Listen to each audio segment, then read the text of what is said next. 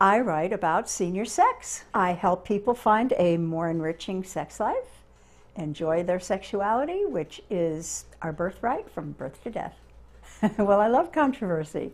But the reason I write about senior sex, I used to be a health and fitness writer. Before that, I was a high school English teacher.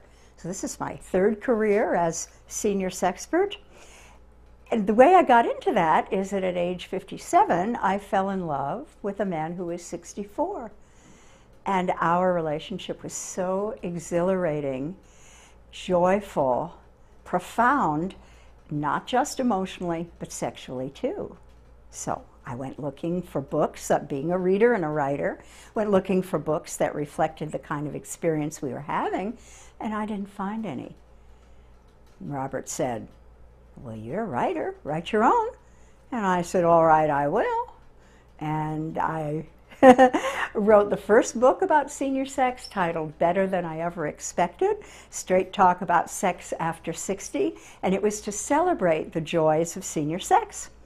However, once the book came out, people started writing to me and coming up to me and asking me these questions saying, "Well, that's really great, you're having such a good sex life, but I'm not, because," and then they would tell me the stories of what was going on in their life, the issues that were preventing them from having really joyful sexuality at their age, whether it was over 50, 60, 70, or even sometimes over 80. And I realized, oh dear, what I did with the first book was celebrate the joys. Now I've got to find the answers to the problems. So I went in search of experts in the field who could address all the myriad issues that are part of senior sexuality or sex and aging, and I hooked them up with, so to speak, with